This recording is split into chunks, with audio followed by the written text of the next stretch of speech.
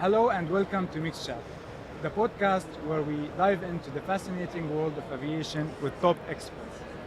I'm your host, Shukri Khalifa, and today I have a special guest. With me today, Vlada Schindelar, the head of sales of MIRAI Flights. Welcome to the show, Vlada. Thank you for inviting me, Shukri. How you're finding EBACE so far? Good. It's been only 1 hour, so Exactly. cannot Judge it. cannot judge yeah. yet, but looks promising. Thank Exactly. you. So let's jump into the first question. Absolutely.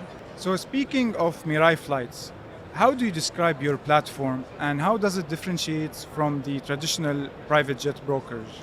Comparing to traditional brokerage, we have pros and cons. We are definitely faster because we provide to our end client the instant pricing, which guarantee the price for this specific route on this specific type of the aircraft for this money within 3 minutes. So he can book, pay, and go. Also, payment methods are more various comparing to traditional brokerage. We accept crypto. We accept a lot of different kinds of crypto. Amazing. Wire transfers, of course. This is Yes. classy. Credit cards, also Amex, which not always acceptable by other traditional brokerage. Meanwhile, the traditional brokerage, they need 3 hours maybe to collect all the quotes from the operators they know and prepare some offer for the end client, PDF spreadsheet or whatever, how they do this, communicate with the client, then go for discount or not. So it takes much more time, and for the end client, time is money, and the flying private is definitely about saving time, first of all. Of course. And to our B2B operators who are on our platform, we are saving their sales department workflow because they don't get from us the quote request as for traditional broker. They get already prepaid booking, and for them it's just additional sales for €0. So this is a basic explanation how we're different from other traditional brokers. That's very interesting, actually. And what interests me more is the empty leg concept you have. So you offer empty legs for your clients with a very convenient platform.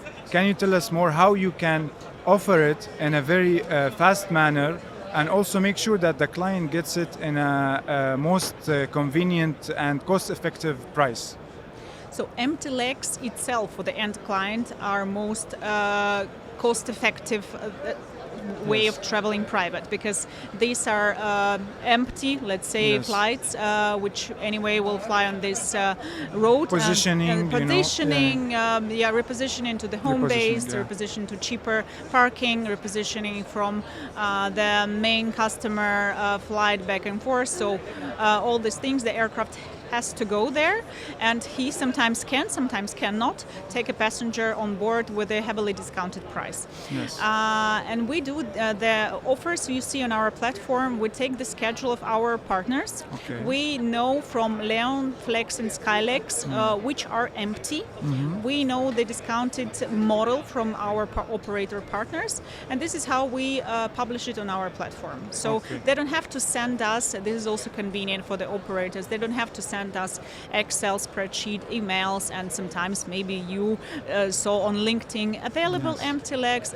This is not convenient. How many B2C customers you're gonna catch on LinkedIn or Instagram with a spreadsheet? We have it on platform, and the client can subscribe for the desired destination, and then he just get notified the moment it's available.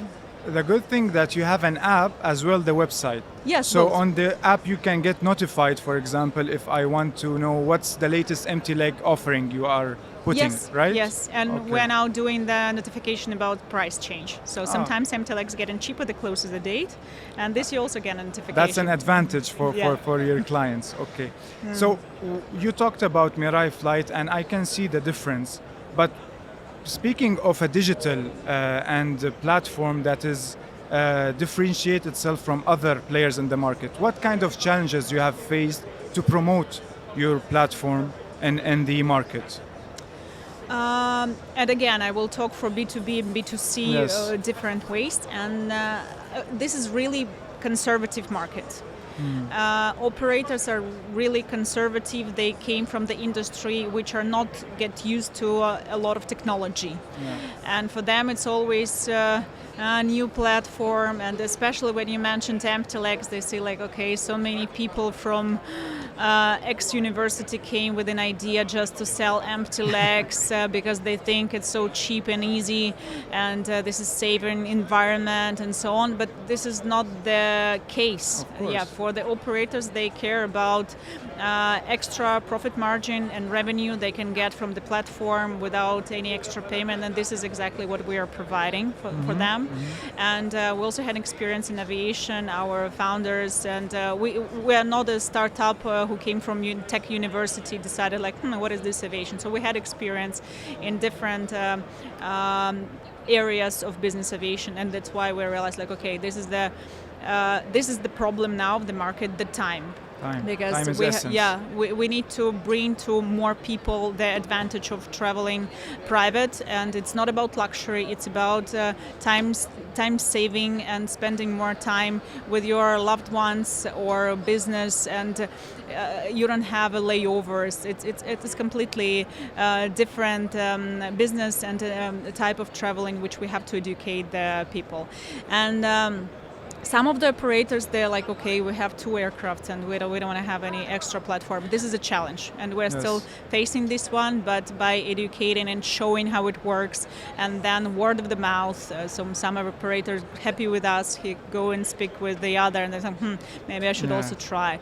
And for B2C, I cannot say we're forcing any kind of challenge.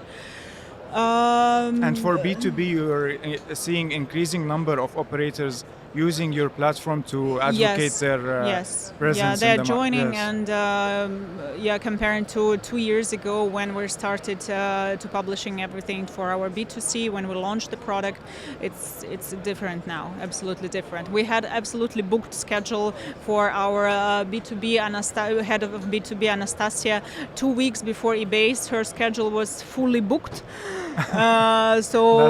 Looks like the sign that people are interested in. They're interested, and they're seeing the benefit of using your platform. Yes, definitely.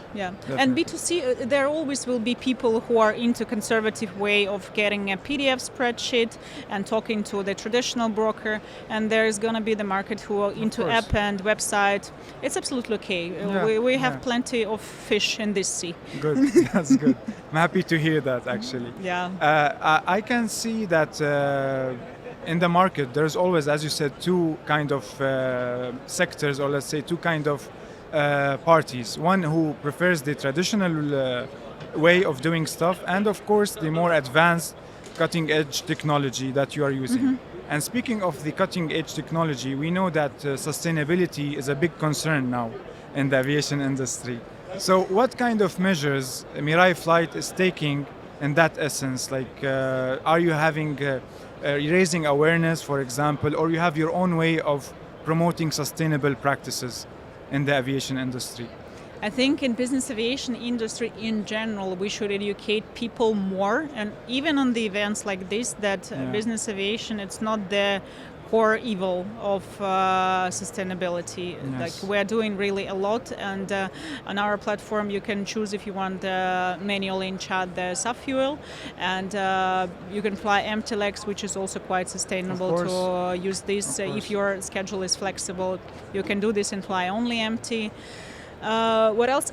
I can say that if once Greta Thunberg becoming our customer, I can promise her a 50% discount. I think just using your platform is being sustainable. Because for me, the way I see it, the traditional way means a lot of paperwork, a lot of spreadsheets, a lot of labor, who creates a lot of waste. But with digitalization, what we can see is people advocating sustainable practices. And of course, empty legs is one of them, because you don't have to go on a separate flight. You can use the empty leg and reduce the carbon emissions, of course. So being there is just, as MIRAI Flight is sustainable. Absolutely, yes. And as we are now in EBACE, you know, probably you have heard about the ongoing debate. I know where you go. Yes, we have to tackle this question. We have a big elephant in the room, especially we are in EBACE. So people have this kind of ongoing debate whether do we need EBACE. We have seen a lot of posts in the recent weeks talking about EBACE. Do we have other options, or do we need to see change in EBACE? So what's your input on all of the EBACE discussion? As I mentioned, I think the events like this should educate people more about business aviation. So we might also invite someone not from the industry here, because it's good to meet everyone in one place one time of the year, and you don't travel all over the European countries, Middle East. You meet everyone here, you communicate, and these 3 days they're really effective B2B wise. But I think EBACE should move forward to some other shape or form. Yeah, so it's definitely had to be changed. I think it's time already, because everything is changing, and EBACE in the way like this existing for years already. Of course. And I think change is good. We can absolutely say that. Yes. and then it happened last year, happening this year. I think yes. The good thing about eBay is that it's connecting people. It's not only European clients or industry leaders, but actually it's connecting people from all around the globe. For example, we as Mixjet, we come from the Middle East. Yeah. So it's a hub for all industry players, whether it's charter brokerage, trip support, FBO. So it's good, but enhancement is always something that people look for. And from my point of view, as you said, we need to, EBACE has to be changed in a positive way, where it could bring more people on board, rather than feeling them that and neglected. Maybe different location also. Yes, that's one factor that it's playing a big role in the, let's say, the negative part. When people look at the disadvantages of EBACE, location, it's because of Geneva is expensive. It's really expensive. So it could be an option for them to consider other cities, other locations, definitely. So I just want to thank you so much, Vlada. Thank you for inviting. Your story and insights are very valuable to our clients and listeners on Mixed Chat. And of course, they will be very happy to hear your story. It was our pleasure. Thank you for coming in. Thank you for inviting. And to our listeners, please, if you enjoyed this episode, please share it and leave a comment. Please tune in for other episodes with more fascinating stories and interesting people.